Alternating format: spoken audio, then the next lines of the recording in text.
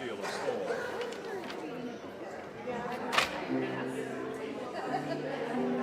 That's why they're called souls.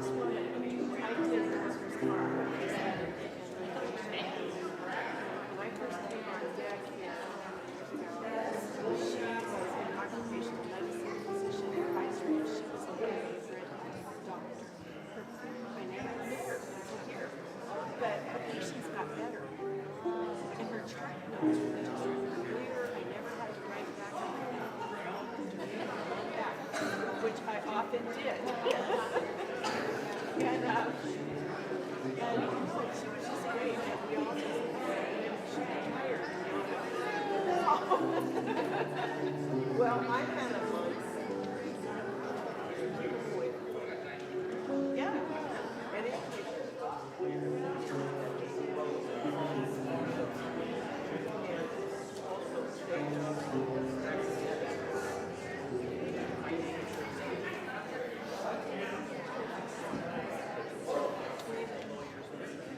oh, mediation. I was a mediator. Settlements? Need settlement? No. Wait a second. It was defined whether they came. Oh, incivility. No. Denial? Yes, I did. Yes. Oh, yeah. And the two lawyers.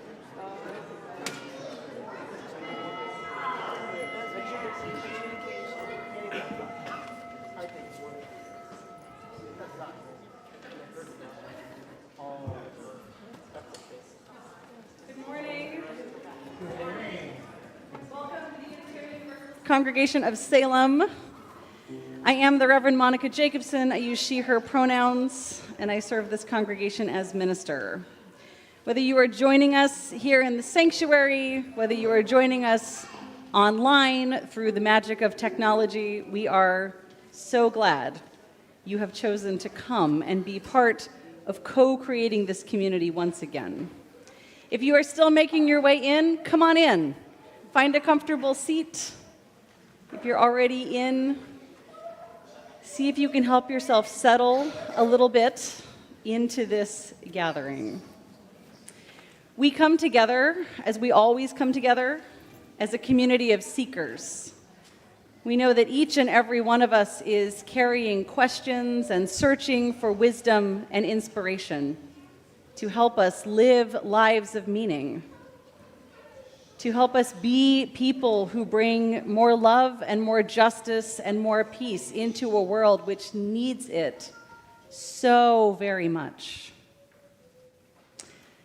It is good that we come together to share these questions and these quests and this journey. You are welcome here exactly as you are. whatever beliefs sustain you, whomever you love, however you understand and express your identities, and in all the ways you are still becoming the person you will be. Your authentic presence is a gift to all of us that makes true community possible. So let us bring ourselves fully into this experience of community by taking a good deep breath. Feel the air come in and fill your body. Feel it go out. Help yourself know that you are sharing this time with these people. And so whatever chaos is occurring in the world, whatever unopened mail is sitting on your counter at home, whatever news alerts are clamoring for your attention, or whatever is not quite clean in your downstairs bathroom, it will all wait while we share this time. Let us worship together. I invite you to rise in body, in voice, or in spirit for our opening hymn. It's number 295, Sing Out Praises for the Journey. You'll see slides. You can find it in your gray hymnal. And I want to let you know that the lyrics to this hymn come from the Reverend Mark Mosher DeWolf, who was one of our early openly gay clergy members, and whose ministry and prophetic voice was a real gift that we continue to inherit today from this ancestor. Please join in singing.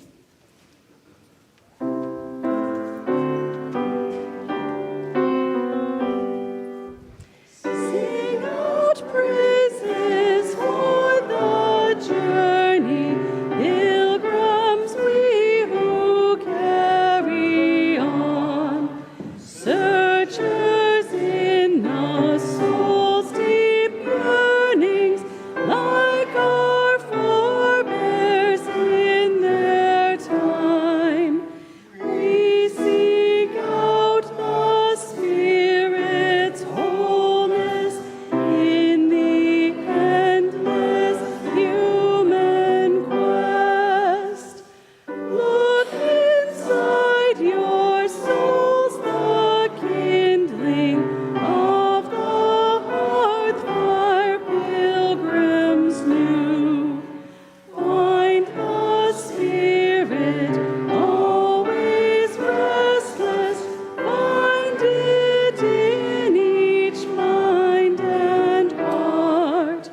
Touch and hold that ancient yearning, kindling for a new-found truth. Stand we now upon the threshold, facing futures yet unknown. Hearth behind us, wayside hostel, built by those who knew wild roads. Guard with care their sacred embers, carried in our minds and hearts. I'm interrupting Brenna because I realized I skipped right over the paragraph where I tell you who all has come together to make worship this morning. So, our celebrant today is Brenna Norval, subbing in for Barbara Stubbins-Bowes, who is out ill. Thank you, Brenna. If you're looking at your paper order of service, it still says Barbara. And Ariana Kirkpatrick is subbing in as our Lifelines lay minister. It says Margaret Gregg in your paper order of service. So, grateful always to those who jump in and say, yes, I can help. Also grateful to Annie Minden for telling our Time for All Ages story, to our UUCS choir for singing under the direction of Grace Curran and with David Yackel at the piano. Lori Ann Schmidt and Jeff Minden are at our tech table, and Doc Hadley made our slides. Let's just take a moment to bask in how many people come together to make a worship service happen every week.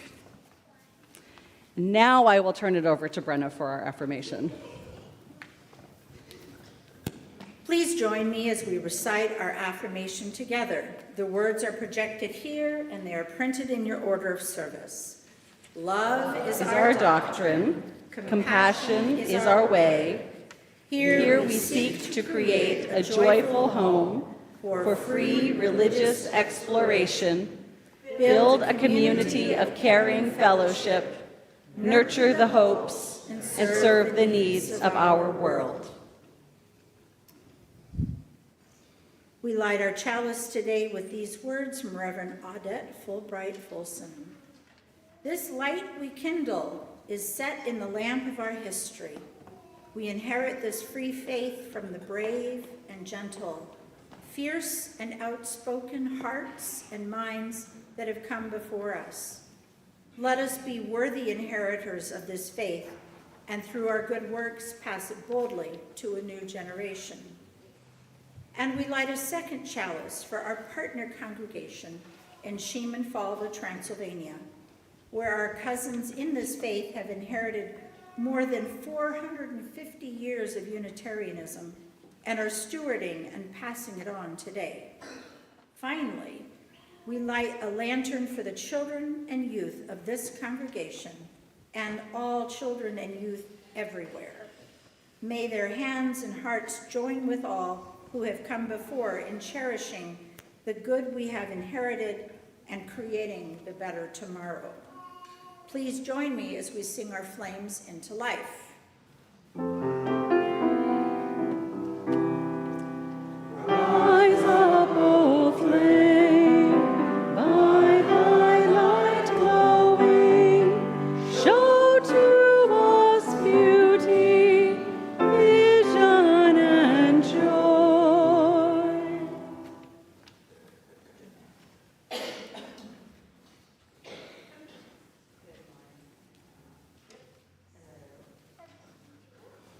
Hello. Hey, There I am. there you go. Good morning. Can I please have everyone young and young at heart come down here with me?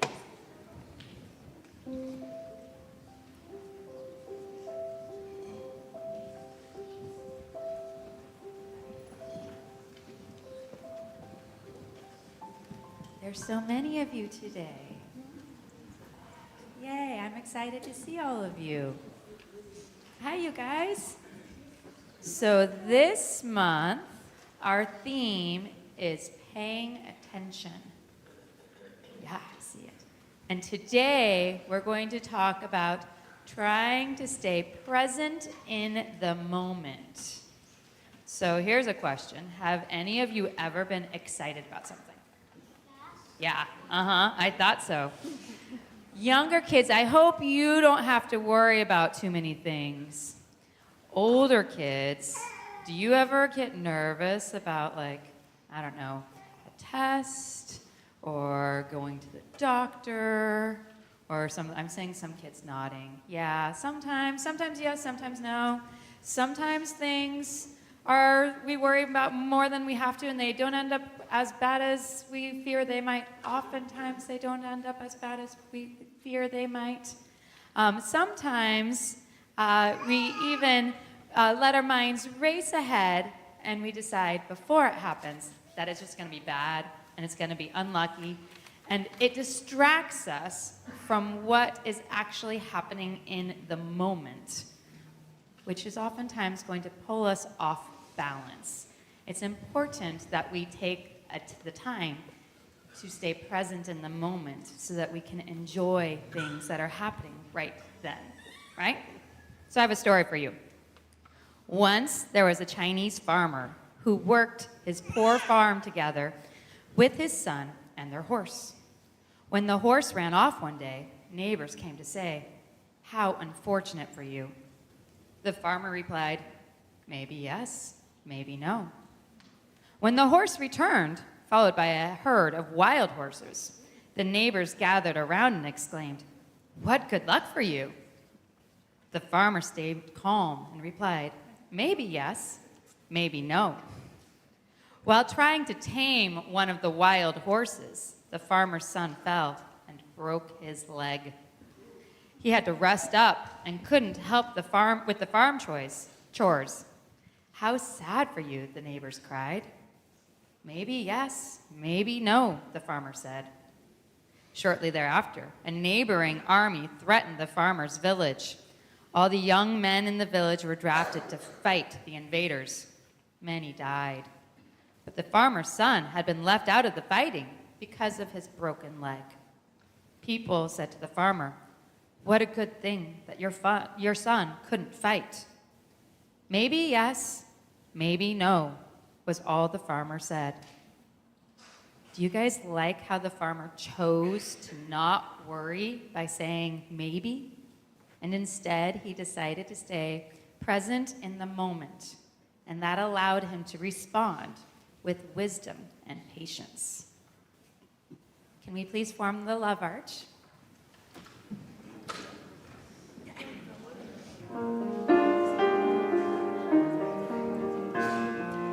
Wherever you go, go in love. Wherever you go, go in peace. Wherever you go, go in beauty all around you. Our hearts go with you. Wherever you go, go in love. Wherever you go, go in peace.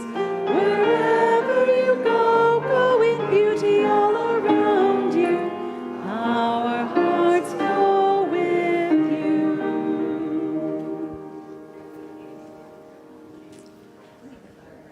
Today, we have the final testimonial of our stewardship drive. And if you've been here for a while, you will be delighted to see that it is George Struble who is delivering it this morning.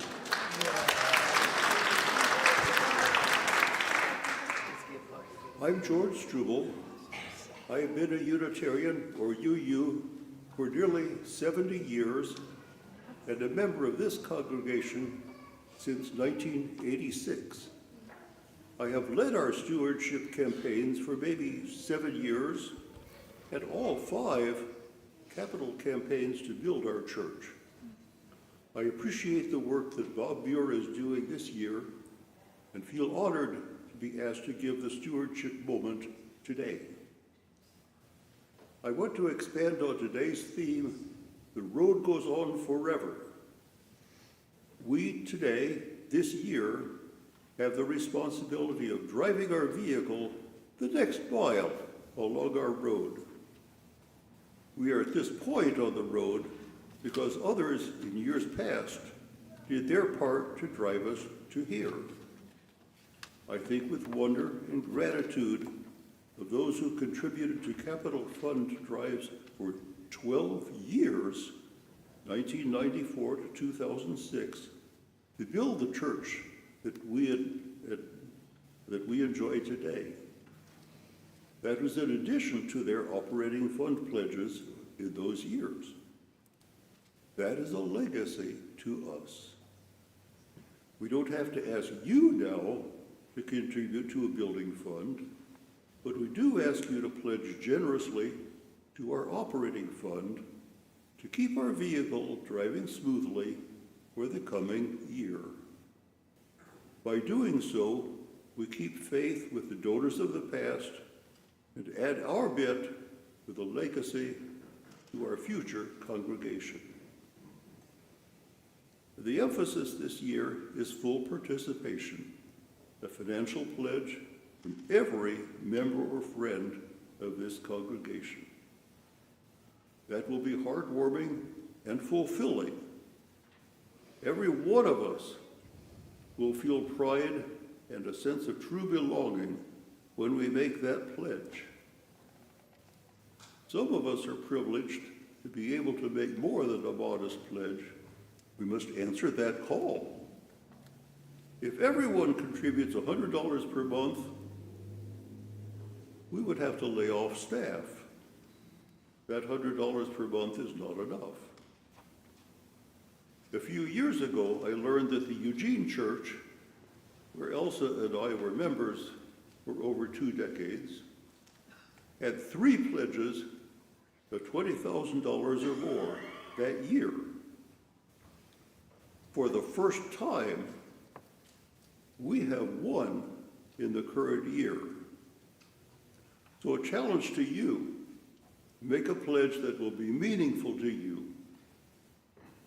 During our building campaigns, our consultant, the Reverend Jacobson, encouraged us, don't give until it hurts, give until it feels good.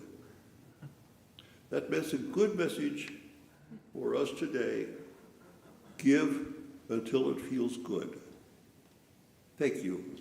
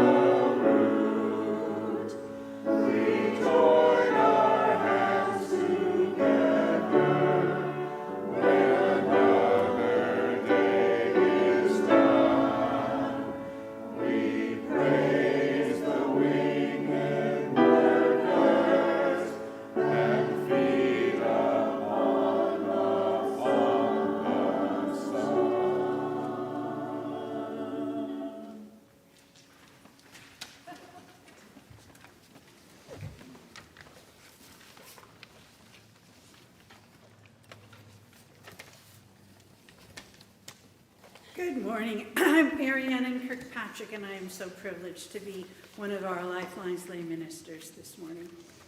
Lifeline lay ministers are members of UUCS who are here to help people in times of need. We can be identified by our badges and our lavender stoles.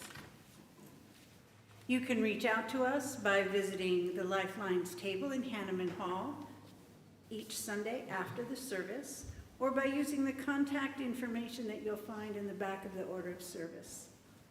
Each week when we gather for worship, we share the joys and sorrows of members of this community.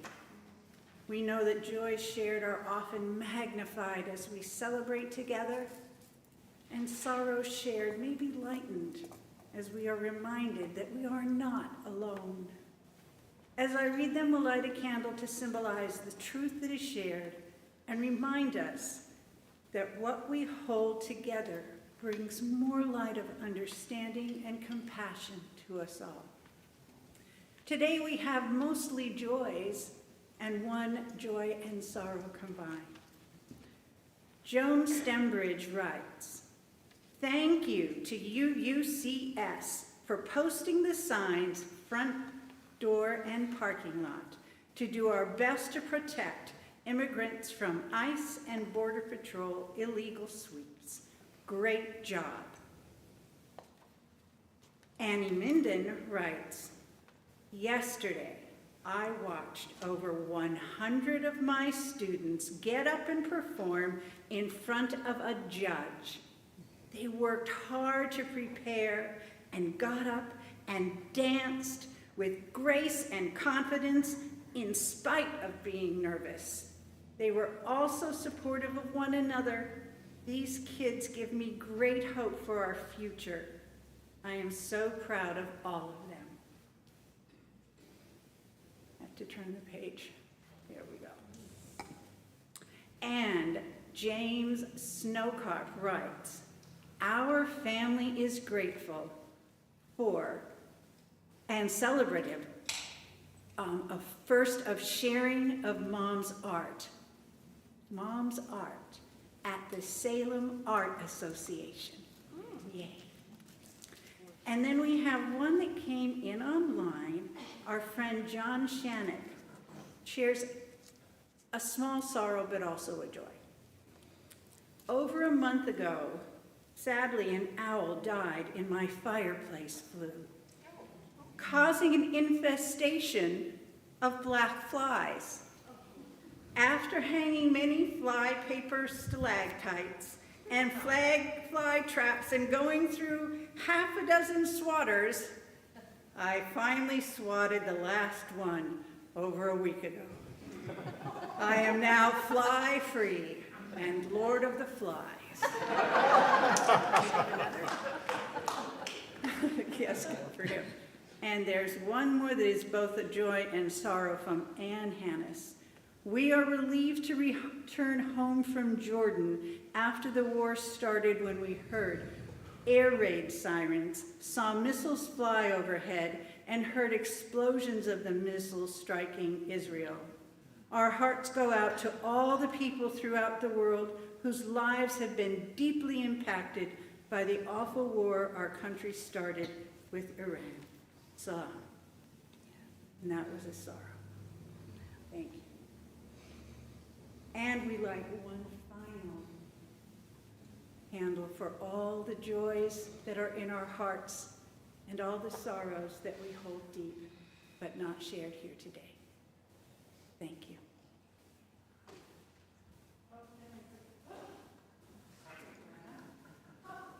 China also has one, and it says, "My baby will be 35 tomorrow."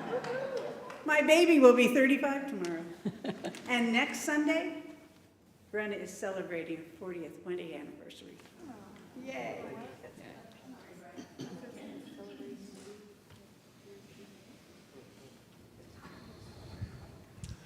Holding all that we have heard,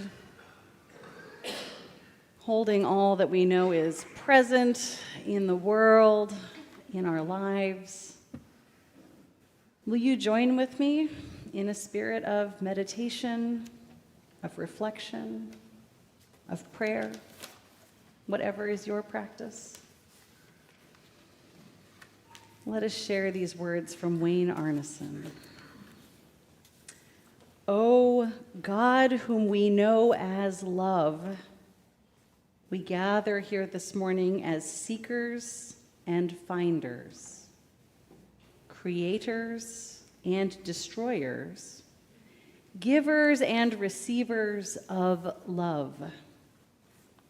From the day of our birth, we have asked for love.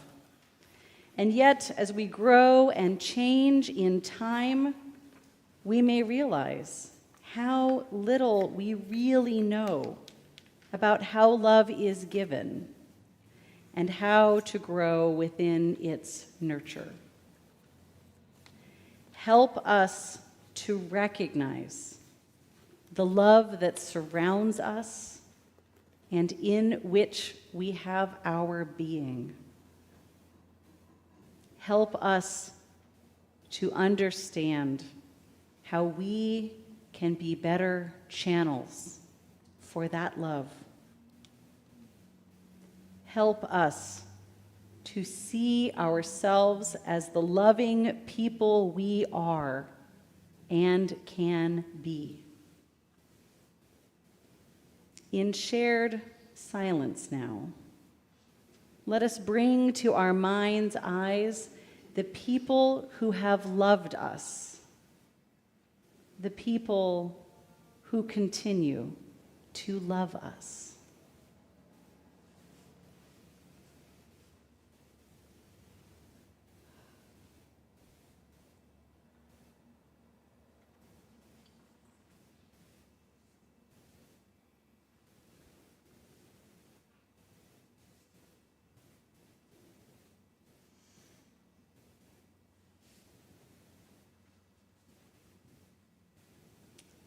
And as we return from our silence, may our hearts be open to all whose names and faces and memories crossed our minds.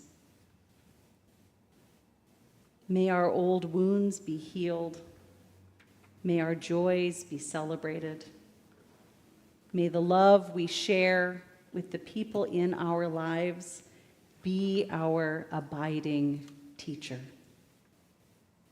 May it be so. Amen. Blessed be.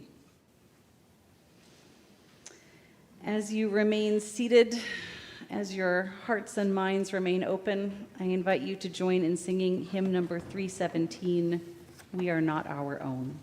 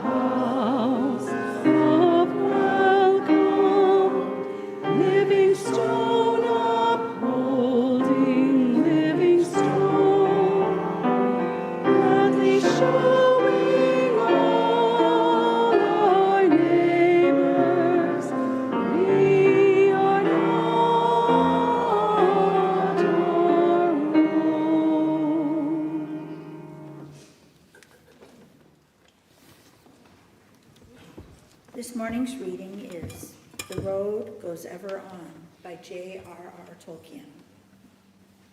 The road goes ever on and on, down from the door where it began. Now, far ahead, the road has gone, and I must follow if I can, pursuing it with eager feet, until it joins some larger way, where many paths and errands meet, and whither then, I cannot say. The road goes on, ever on and on, out from the door where it began. Now, far ahead, the road has gone. Let others follow, if who can.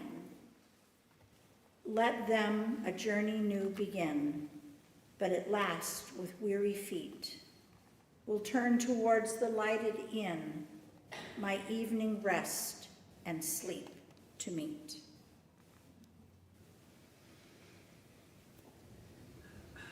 You may know that poem from the books The Hobbit and all the books in the Lord of the Rings. It is Bilbo's walking song, one that he sings as he sets off for adventure, and one that his nephew Frodo sings in later books as he sets off on a quest to destroy a dangerous ring of power.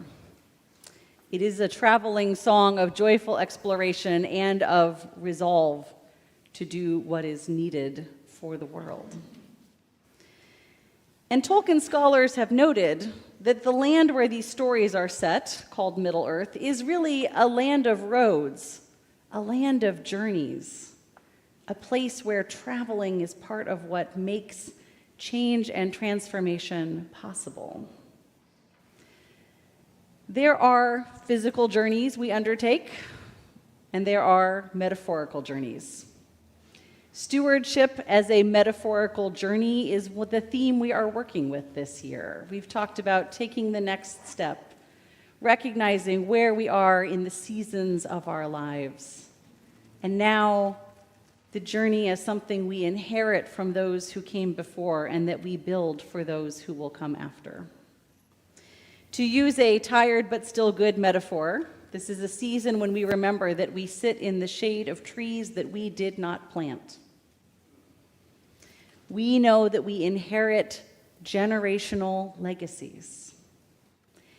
And we also know that we exist in this moment situated in webs of relationship. Our choral piece, Grace for Pollinators, reminds us of this. We do not, or most of us at least do not, pollinate the plants that make our food. Maybe some of you do, I don't like to assume. But I haven't pollinated a plant maybe ever. Which means every time I eat, I am grateful to other species who have helped create what comes to me. And for that matter, the food that I eat passes through many human hands before it comes to me.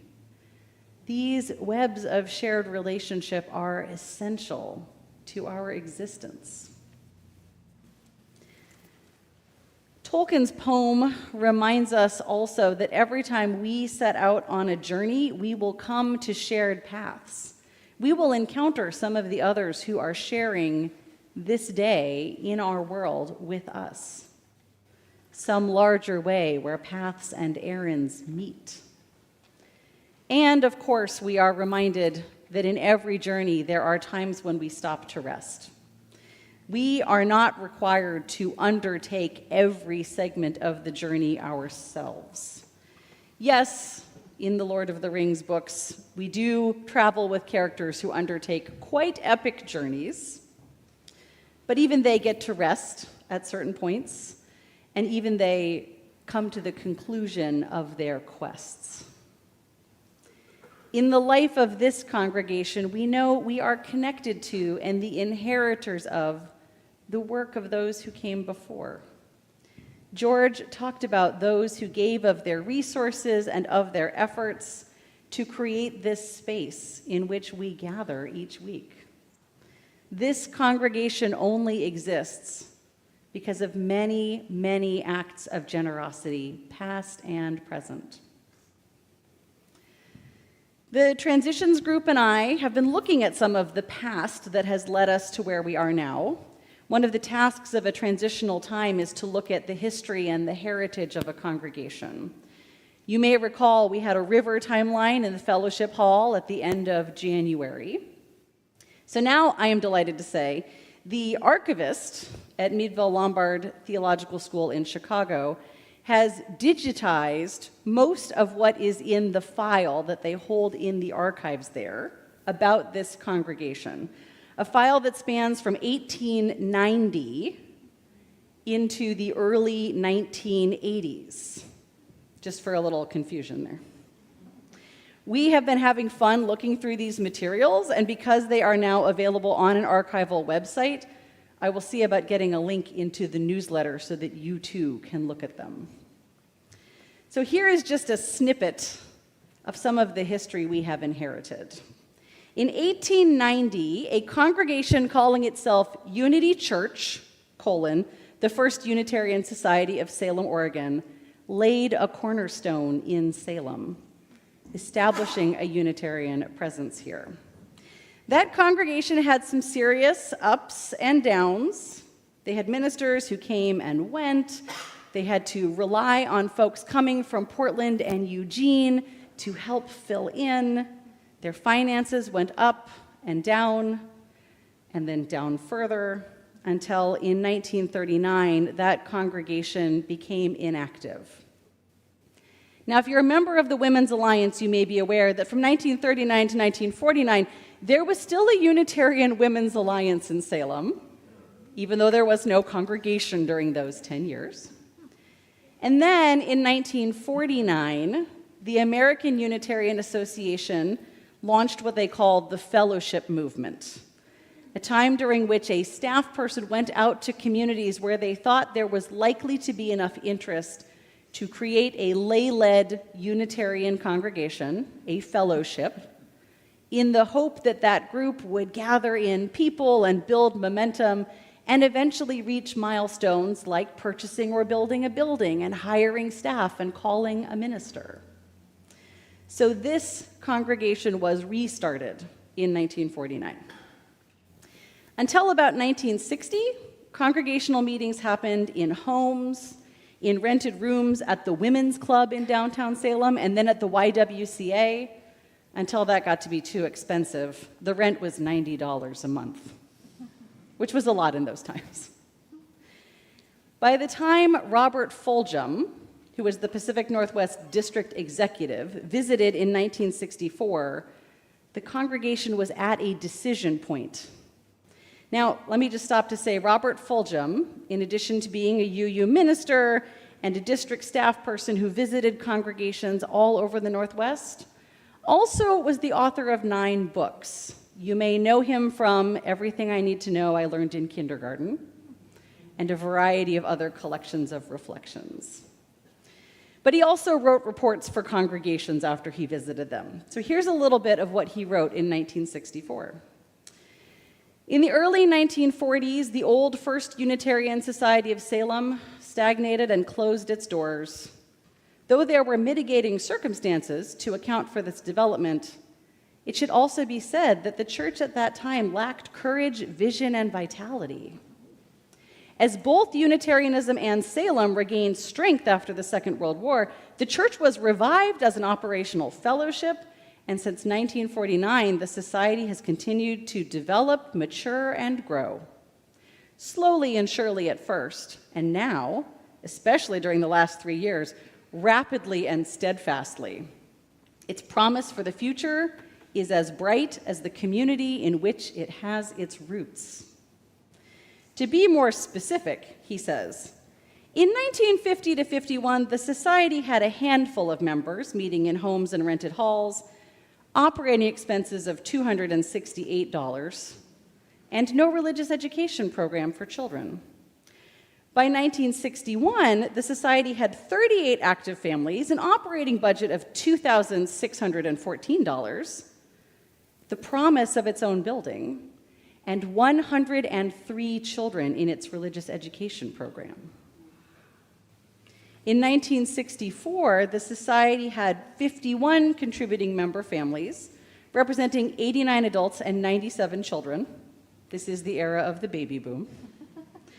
And 38 associated families, or friends, representing 63 adults and 71 children, a total constituency of 320 people in the Salem metropolitan area. Then he says, this group has an active religious education program, owns its own meeting house, and will be debt-free by the end of next fiscal year, and has an operating budget of well over $6,000. I did not adjust that. I can't tell you how much that is in today's money, but it was very impressive to Bob Fulgham. He concludes his report by saying, fellowships often come to crossroads that call for such decisions where the pressure of their own dynamic momentum will not allow the luxury of standing still. What the congregation stands for has reached a high enough level of import in the lives of the members that they are not allowed the option of withering away or else stagnating. And therefore, he says, I do not think I can offer you any real-life choices in the matter before you. Your future course is fairly well established because of the quality of your membership and what they stand for. What is needed is only a clarification of hopes, dreams, a vision, and a concrete plan of action. So, where do you go from here? In other words, we can imagine ourselves in the position of these spiritual ancestors, asking questions not unlike those we need to respond to today. when there is momentum, when our presence has meaning, where shall we go from here to make real the visions and the hopes and the dreams of our community? It is true, as the Taoist tale that we heard in Our Time for All Ages reminds us, that it is hard to tell in the moment how events will unfold. One invitation of spiritual practice, of the contemplative life, is to keep our attention in the present moment rather than rushing way ahead to tell ourselves we know how the story ends. We need to avoid telling a story about how we are already defeated and we cannot possibly rise to meet the occasion and everything is disastrous and terrible, so why bother trying?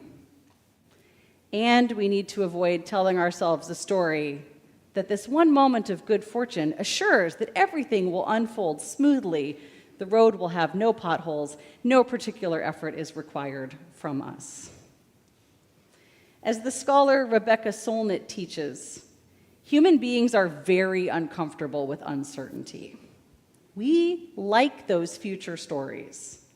We like them even when we're saying, well, it's all going to go down into despair and destruction, but at least I don't have to wonder what will happen.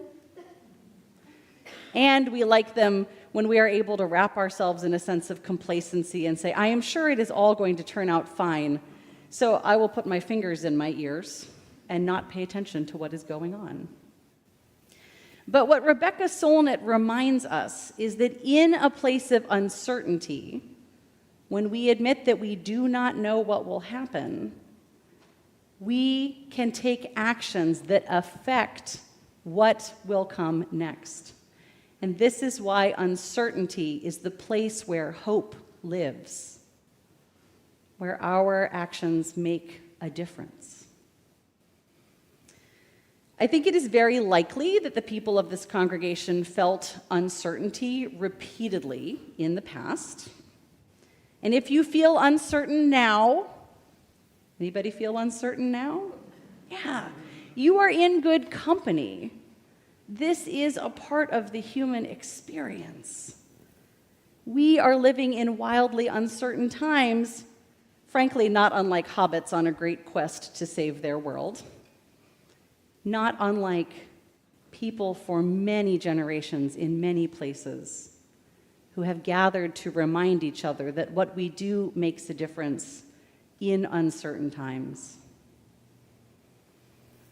One action we are undertaking this year is our stewardship drive, in which we have a pledge drive goal that is meant to help us live in uncertain times. Our goal number for the budget represents about a 10% increase over last year's giving.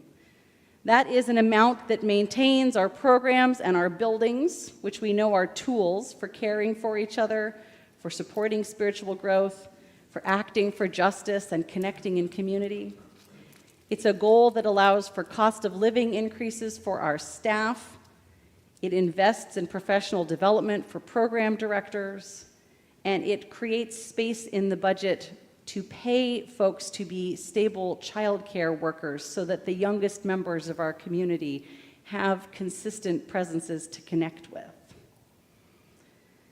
I am optimistic that we can meet this goal, that we can support everything that we're doing now and grow in these ways, and that this can be part of the momentum that continues to carry us forward down the road. I am not naively optimistic. I'm not just assuming that everything is going to be okay without any effort. I am factually optimistic. I am optimistic because I hear from you about the difference that this community makes in your lives. I know that this is a place for connection, for inspiration, for comfort, for growth, for action. I have heard from longtime members who have friendships many decades long that grew out of this community, and new people who are excited to be joining and connecting now, and visitors who are hopeful about what this place might be in their lives. And I've heard from community partners who are grateful that we are here and that we represent an institution wanting to create more love, more justice, more peace, in Salem and everywhere. And I am faithfully optimistic. You may remember early in the pledge drive, I said I would put rainbow colors in my hair, and they would sort of represent our progress toward our goal. Well, we're really about 55% of the way to our goal, but I went ahead and put the whole rainbow in there because I believe in us, and I like fabulous hair. Both those things are true.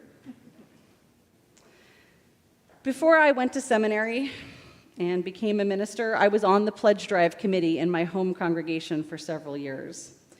And one year I remember hearing a congregational elder talk about how she decided to make her pledge. She had been a member of that congregation since the early 1950s. She had come of age there and raised her children there. She had relationships that were decades long, and she loved connecting with new people, including me at that time. She said, "Every year, when I'm asked to make this pledge, I think to myself, if this congregation did not exist yet, what would I do to get it to exist, to come into my life, knowing what it has meant to me for all these years?" Then she says, "I don't have to create it all by myself, but I would give very much to be part of creating a place like this. And since I don't have to create it, what am I willing to give to sustain it, to ensure that it is here for all who are yet to come?" That elder is no longer living. She is now a member of the company of ancestors who bequeath that congregation to those who are there now, just as we have inherited this congregation from ancestors. Our life is uncertain, but uncertainty is where the hope lives. Big things in our lives are impossible to do alone, whether that's creating the food that comes to our tables or creating strong communities. We must have others for anything meaningful to happen. So as the road goes on and on, I am glad and I am hopeful because we are traveling this road together.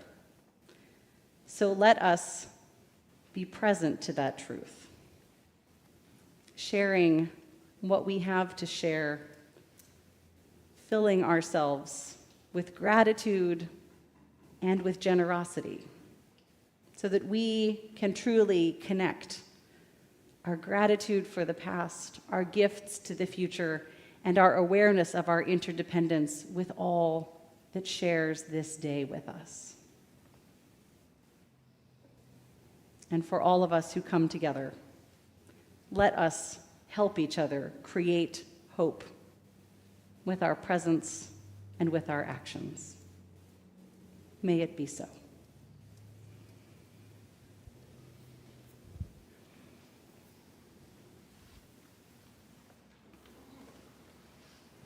We are a community connected to others in many, many ways, across generations and throughout the interdependent web.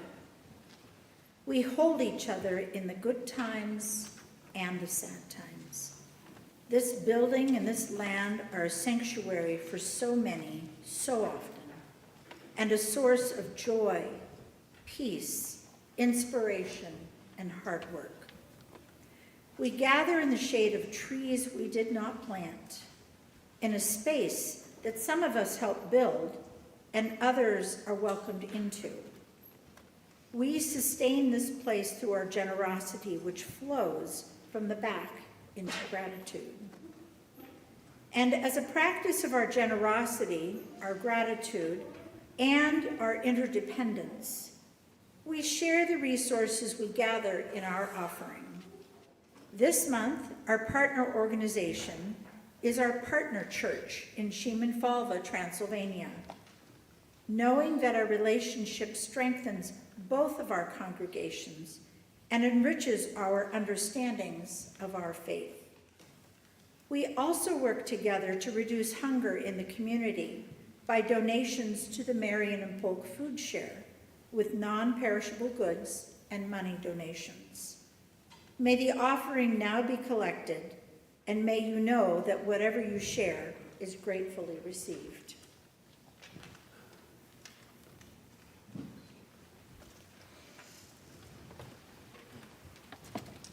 Good morning. I just want to introduce this piece. It's called Together We Are More.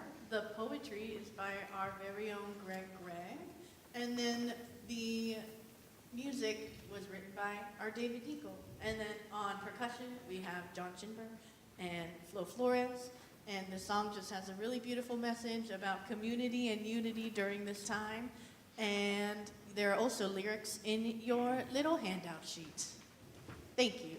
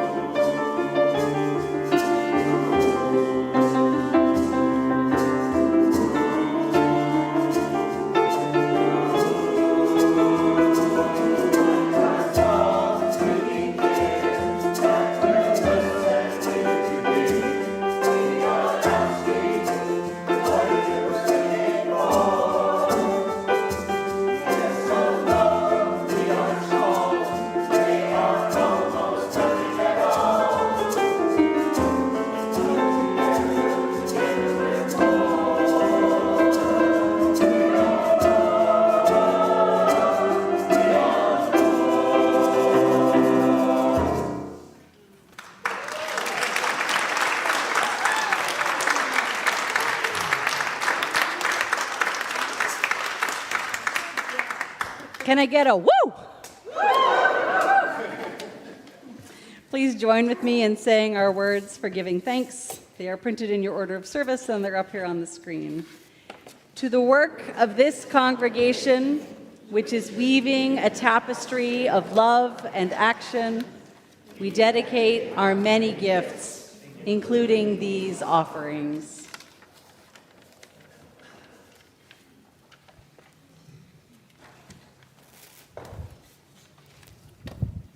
As our service draws to a close, we light the social justice lantern with the flame from our chalice, remembering that in honor of the community and the life we have inherited and which we share, we are called to bring more love and justice into the world. And we release the flames of our chalices with these words from the Reverend Barbara Peskin. Because of those who came before, we are. In spite of their failings, we believe. Because of, and in spite of, the horizons of their vision, we too dream. Let us go remembering to praise, to live in the moment, to love mightily, and to bow to the mystery. A few quick announcements. The first is that it is once again our turn to host the Family Promise program. And this is for families who are unhoused, who are experiencing support in trying to get into housing but need transitional lodging while that occurs. We will be hosting from March 29th until April 5th. That is the week leading up to Easter. So for the Christian congregations in the partnership, not a great week to do anything else. So traditionally, we host for that week. Volunteers are needed to provide and serve meals, to be evening hosts, and to spend the night here in the building as overnight hosts. It takes nearly 50 volunteers to make this work. If you are able to sign up to help, or if you have questions about what is involved, the Family Promise team will be in the fellowship hall during coffee hour, and you can go over and get more information about what is needed and how you can help. Also in the fellowship hall during coffee hour, tickets are still available for the St. Patrick's Day dinner next Saturday. You can see Joel. Please wave, Joel. There are vegetarian and vegan options available, along with traditional corned beef. It is meant to be a dinner welcoming for all. So drop by, see Joel, and get your tickets, and come and have a delicious meal next Saturday. And the Humanists group, which was going to meet this morning, that meeting is postponed due to facilitator illness. It'll be rescheduled for a different Sunday. So if you come in here looking for the Humanists, you will not find the group that expected to convene, although you might find other Humanists. Hard to say. And finally, also in the fellowship hall during coffee hour, there is a pledge drive table. So if you intend to make a pledge this year and have not yet had a chance to do so, you can stop by, ask questions, get the pledge materials. We are officially extending the end of the pledge drive to next Sunday, which means that the ice cream sundae party we are planning will not happen today. It will happen on the 22nd instead. Sorry. It's coming, I promise. Several folks on our pledge drive team are out ill today, so we pushed it back by a week.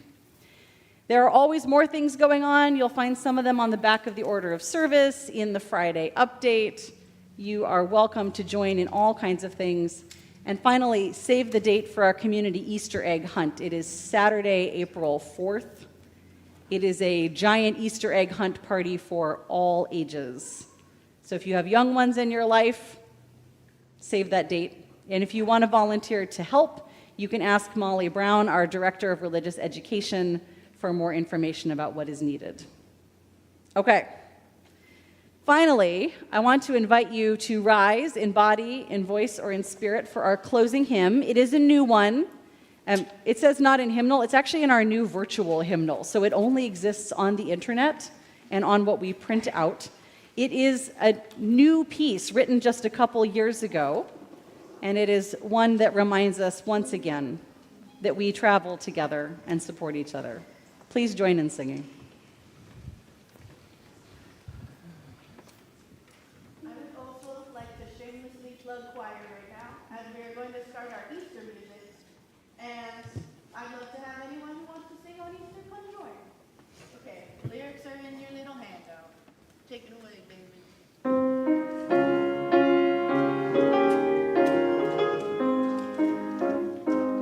I am looking for shelter in a friend.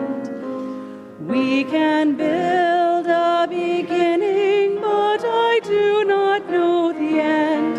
I am scared of breaking when I bend. We will carry each other on the way. My courage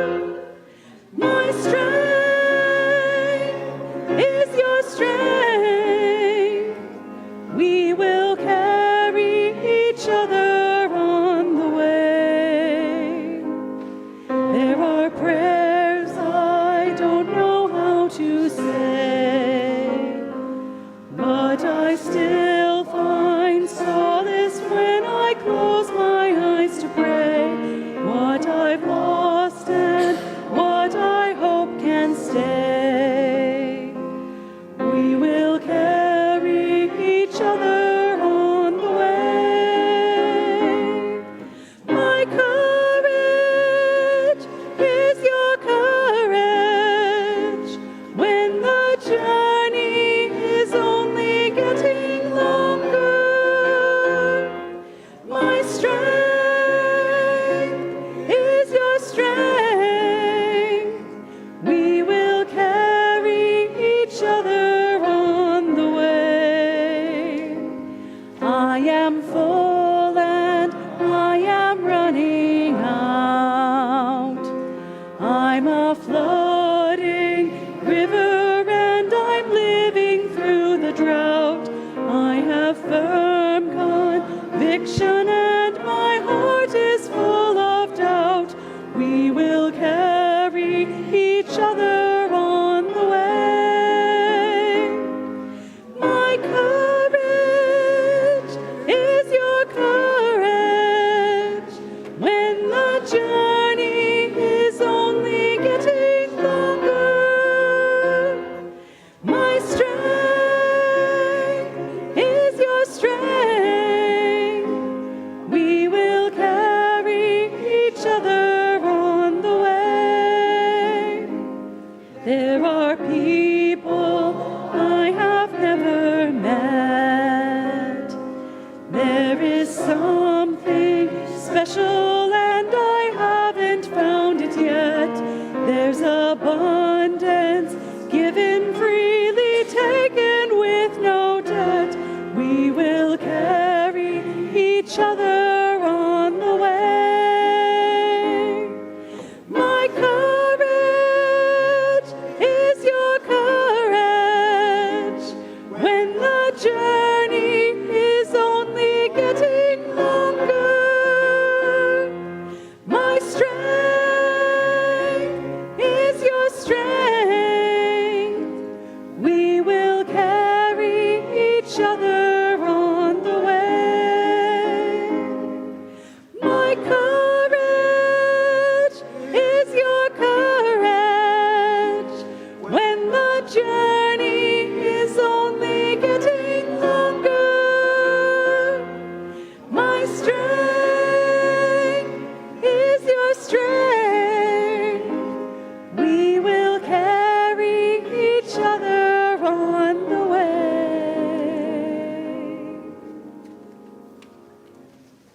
While you remain risen, I invite you to join me in saying our closing words, which are printed in your order of service.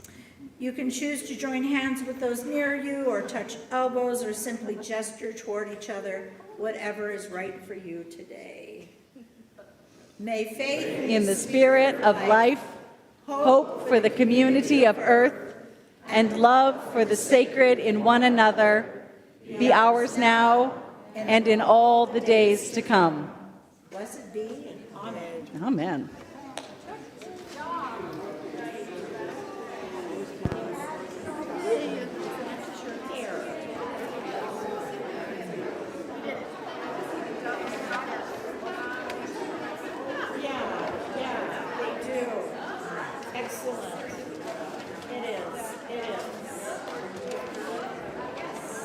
I'll collect music Thursday. Keep your stoles on till you leave, so people will be like, "Oh, you're a choir. I want to talk to you."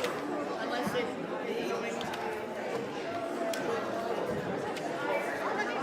Grace, what if they protest and they say, oh, you're in choir, and then they turn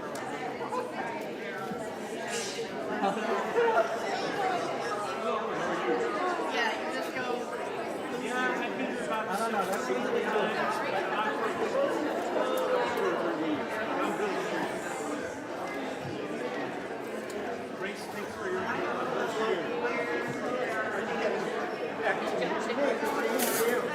I didn't know if you had it back.